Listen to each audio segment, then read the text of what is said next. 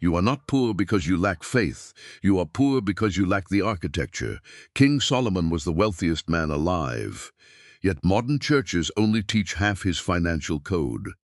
They keep you broke. You are about to discover a 3,000-year-old four-pillar wealth system, a system they hid from you. At the end of this teaching, a prayer for your financial liberation waits. But first, you must see what they left out of Sunday school. You must see the blueprint Solomon recorded that most pastors never preach. Most American Christians live trapped between two false systems. Sunday school theology tells you to just give and trust God for the increase. Wall Street tells you to lock your money in a 401k, wait 40 years. Hope compound interest saves you. Both systems leave you financially dependent. Both systems ignore the engineering Solomon used to build his empire. The modern church teaches you how to distribute wealth. Solomon taught how to construct it first. Most people pray for wealth to drop from heaven. Solomon built a system on earth to hold it. You tithe faithfully but still live paycheck to paycheck. You follow the rules but stay trapped. The rules are incomplete. Solomon understood what Benjamin Graham would later call margin of safety. Except Solomon did not use a single reserve. He built his margin into a four-pillar architecture. A structure designed to survive any collapse. This wisdom has traveled across centuries to reach you today. This is not a motivational speech. This is systems engineering, and the code is now in your hands. Walk into almost any church in America, you will hear the same narrow loop. Give more, trust God, save what you can, and avoid debt. That loop sounds spiritual, but it is a distortion of everything Solomon actually encoded. The modern church teaches half the code. They teach giving, they hide the engineering. They teach you how to distribute wealth, but never how to construct it. You are handed a withdrawal slip for an account no one taught you to fund. And on the other side, you have the prosperity gospel preachers. They tell you to sow a seed and claim your harvest. Name it and frame it. Give $1,000 and watch God multiply it. And this is the exact same error in reverse. The first church teaches distribution without construction. The second teaches construction without engineering. Both leave you broke. And both leave you dependent on a system rather than a blueprint. The modern Christian financial model relies on linear saving. You work a W-2 job. You take a small percentage of your income. You put it in a Wall Street retirement account. You wait 40 years. This is the blueprint most American Christians follow. But ask yourself this: if this is God's design for wealth, why does it require total dependence on a corrupt financial system? Why does it collapse if you lose your job for 6 months? Why does it vanish in a single market crash? Why does it require you to hand your capital to institutions that Solomon would have called pagan? Linear saving violates biblical architecture. It lacks multi-pillar risk distribution. You are resting your entire future on one pillar, one stream of income, one type of asset, one system you do not control. Solomon watched this error repeat across kingdoms. He saw what happened when a king relied on a single source.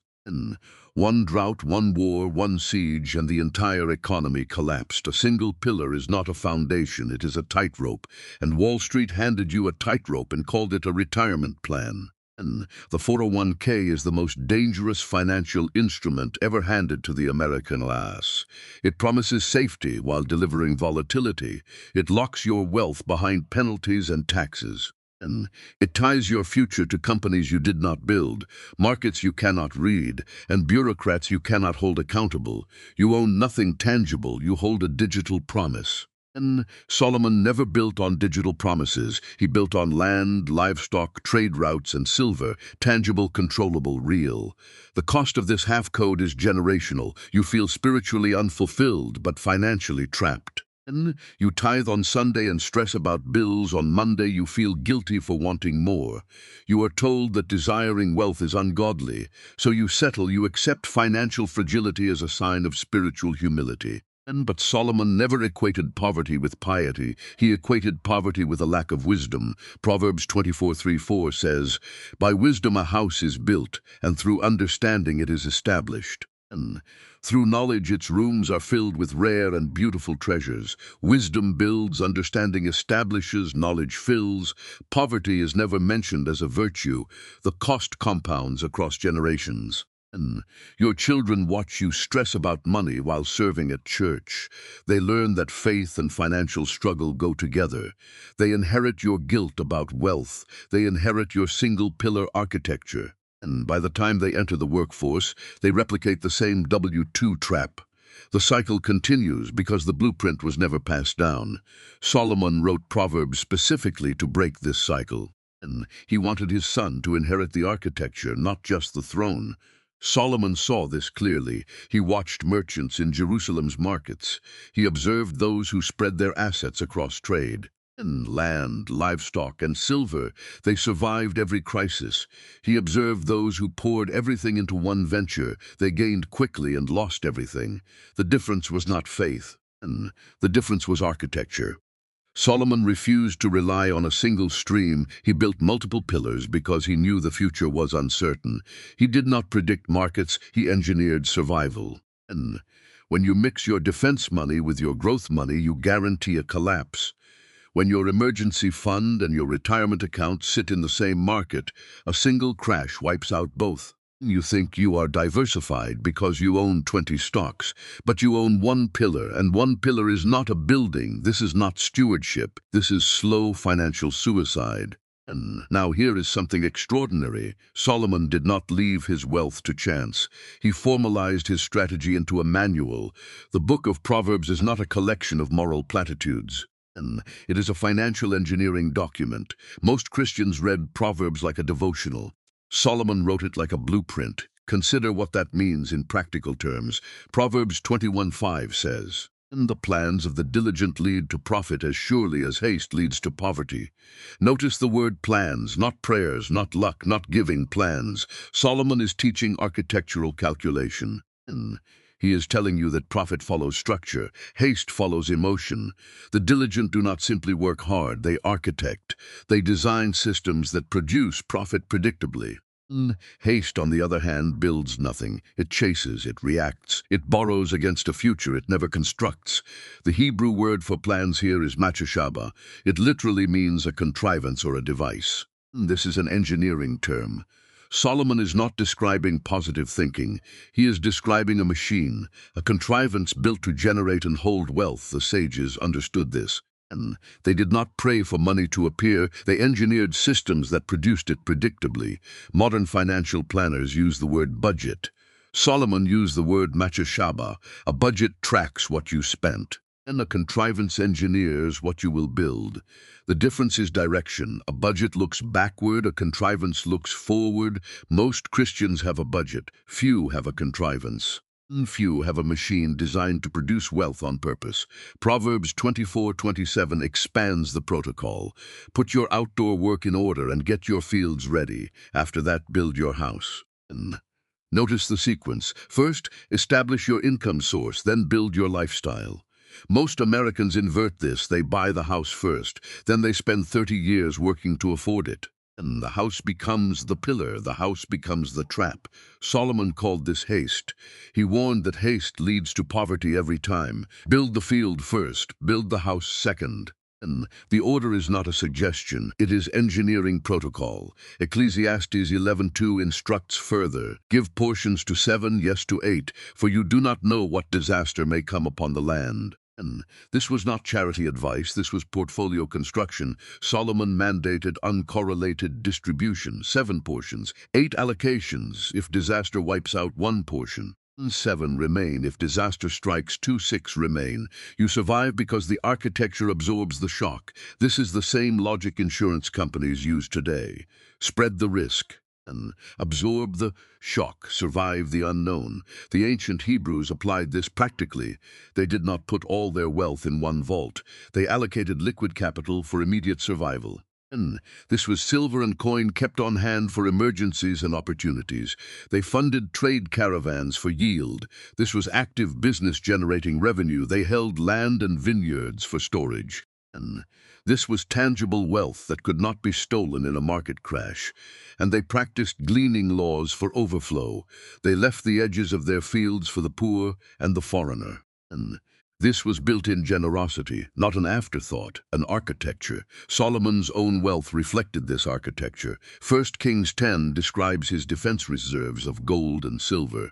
And his offense included trade fleets and merchant navies generating active revenue. His storage comprised vineyards, palaces, and land holdings across Israel. His overflow fed an entire kingdom and drew queens from distant lands to witness his wisdom. 4 pillars, one system. Record wealth, 4 pillars. Defense, offense, storage, and overflow, each one serving a distinct function, none overlapping, none consuming the other. The architecture was survival protocol developed across centuries of displacement and economic warfare. The Jewish people faced exile, persecution, and systematic confiscation. And they learned that a single-pillar wealth system is a target. Multi-pillar architecture is a fortress. The Talmud later formalized this wisdom into explicit teaching. The rabbis established the concept of gemach, free loan funds that served as communal defense pillars. They created the Beth Din, courts that arbitrated business disputes to protect the offense pillar from gridlock. They codified property laws to secure the storage pillar across generations. Every pillar had a legal and spiritual framework. This was not theory. This was applied engineering tested across millennia of crisis. Every Jewish community, no matter how small, was required to maintain these structures. A community without a gemach was considered spiritually incomplete. A community without a Beth Din was considered commercially defenseless. The rabbis treated financial architecture as a religious obligation, not a secular convenience. Solomon recorded the blueprint. The Talmudic sages formalized it. The Jewish people survived with it. And the modern church ignored it. They kept the overflow pillar. They dropped the other 3. They taught you to give, but never taught you to build the structure that produces the giving. A church that teaches giving without teaching architecture is teaching dependency. You give from what you have. Solomon gave from what he built. The difference is everything. This principle did not stay buried in ancient texts. It resurfaced centuries later through the greatest financial minds of the modern era, men who had never read the Talmud but arrived at the same architecture through trial, error, and survival. Benjamin Graham, the father of value investing, spent his life teaching a concept he called the margin of safety. He told investors to always keep a portion of their assets in cash and high-grade bonds. This reserve would protect them during market crashes. When everyone else panicked and sold at a loss, Graham's investors had liquid capital to buy undervalued assets. The defense pillar was their shield. Graham's most famous student was Warren Buffett. Buffett took Graham's margin of safety and built a trillion-dollar empire on it. Buffett always kept billions in cash, even when interest rates were near zero. Even when analysts called it wasteful. Buffett understood what Solomon understood. Cash is not idle money. Cash is optionality. Cash is the fuel that fires when everything else freezes. Graham did not invent this, he discovered it. He observed that investors who kept reserves survived every crash since 1929. Those who went all in did not. Graham discovered independently what Solomon had encoded 3,000 years earlier. Survival comes first. Yield comes second. The defense pillar is not a modern innovation. It is ancient architecture wearing a modern label. Charlie Munger, vice chairman of Berkshire Hathaway, spent 60 years proving the second pillar. Munger taught that you must keep your assets in uncorrelated buckets so you never risk total ruin. He famously said that the first rule of compounding is never interrupt it unnecessarily. The second rule is never put yourself in a position where a single event can wipe you out. Munger's approach maps directly to Solomon's architecture. Munger held operating businesses and public equities, real estate, and cash reserves simultaneously. He never concentrated everything in one bucket. When one asset class suffered, another held. When public markets crashed, his private businesses generated cash flow. Munger's diversification of risk across operational domains is exactly Solomon's 4-pillar mandate. Different language, same architecture, same result. Munger once said that all he wanted to know was where he was going to die, so he would never go there. Financially, that place is single-pillar dependency. Munger refused to go there. Solomon refused ages earlier. John Bogle, founder of Vanguard and creator of the Index Fund, spent his career teaching distribution. He told investors to spread capital across hundreds of companies to avoid single-point failure. And Bogle's insight was Ecclesiastes 11:2 in modern dress. Give portions to 7, yes to 8. Spread the risk. No single company can destroy you. Bogle did not read Proverbs as a portfolio manual. Yet he built his entire philosophy on Solomon's uncorrelated distribution principle. These men did not read Proverbs as a financial manual, yet they arrived at the same conclusions Solomon recorded millennia ago. And Graham's margin of safety is the defense pillar. Munger's uncorrelated buckets are multi-pillar architecture. Bogle's broad distribution is Ecclesiastes 11:2 in action. And Graham's margin of safety and Solomon's four-pillar architecture are different language for the same engineering, same foundation, different era, identical result. Modern finance is just rediscovering biblical engineering. And the institutions that manage your 401k will never tell you this. They need you dependent on one pillar. They need your capital locked in their system. If you build four pillars, you become sovereign. You stop needing them. Wall Street profits from your single pillar faith. Solomon designed a system that makes you independent of Wall Street entirely. Your 401k is a single pillar dressed up as diversification. And you own hundreds of stocks, but they all sit in the same market. They all crash together. They all recover together. They all answer to the same central bank policy. That is not four pillars. That is one pillar with 400 cracks in it. The ancient code that built empires is now in your hands. You do not need a financial advisor to approve this architecture. You need a builder willing to construct it. Where are you watching from right now? Drop your location in the comments. I want to see how far this ancient code has traveled, if this teaching is shifting something inside you. The like button now. It helps this message reach others who are trapped in the half code. And here is the actionable framework. Here is what you actually do.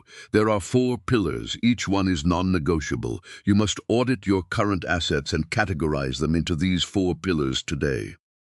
First, build the defense pillar. This is liquid cash and short-term equivalents. This is your margin of safety. Gold and silver belong here if you hold physical. The defense pillar must be liquid, accessible and uncorrelated to the stock market. Without this pillar, a single emergency forces you to sell your other assets at a loss. The defense pillar gives you time. Time to wait out a market crash. And time to find a new job. Time to negotiate instead of panic. Keep enough here to survive 6 months without income. This pillar does not generate yield, it generates survival. Second, fund the offense pillar. This is your business, your skills, and your active yield generation. This pillar requires your time and energy. It is the engine that feeds the other three. Most Christians lack wealth because they have zero offense. They have a W-2 job and a savings account. A W-2 job is not offense. A W-2 job is permission to survive. Offense is building something you own. In a business, a skill you can sell, a product you can scale. This pillar carries the highest risk, but produces the highest yield. It funds the other three. Third, build the storage pillar. This is real estate, hard assets, and long-term equity. This pillar cannot be wiped out in a single market crash. Land holds value through every depression.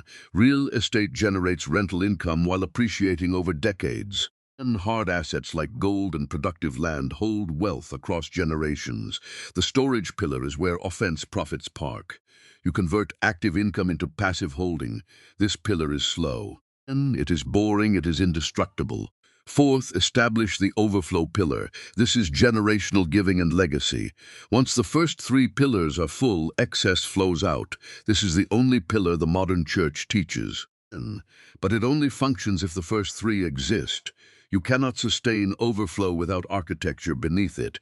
Giving without building leads to exhaustion. Building without giving leads to hoarding. Solomon designed both.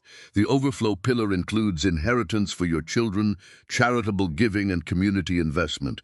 It is the pillar that outlasts your life.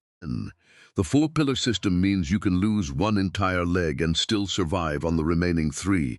If your offense fails, your storage holds. If the market crashes your storage, your defense holds. If your defense drains in an emergency, your offense replenishes it. You survive, you adapt, you continue building. The architecture absorbs every shock. But here is the deeper truth. Ignoring this architecture is not just a financial mistake. It is a faith problem. It reveals what you believe about provision. Refusing to build the four pillars is poor stewardship disguised as humility. When you refuse to engineer your wealth, you declare that God's blueprint is insufficient. So you rely on Wall Street's blueprint instead. You call it wisdom. Solomon called it haste. Fear dressed as caution is one of the most expensive spiritual conditions you can carry. You tell yourself you are being responsible.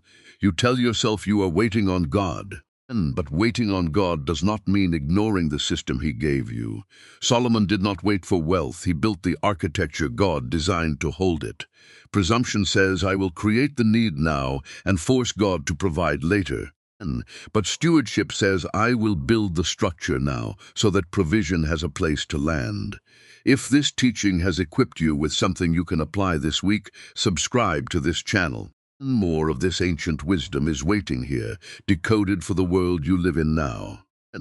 Close your eyes if you can, or align your thoughts with mine right now. Father, we come before you as builders. We confess that we have treated Proverbs as a moral book and ignored the engineering within it. Forgive us for trusting worldly systems and calling it faith. Forgive us for leaving our wealth resting on a single pillar. Forgive us for feeling guilty about the wealth you designed us to build. Grant us the wisdom of Solomon. Teach us to build the four pillars with discipline and patience. Break every chain of W-2 dependency and financial fear. Break the cycle of generational poverty that follows incomplete teaching. Give us courage to build a fence, discipline to maintain defense, patience to grow storage, and generosity to overflow with purpose.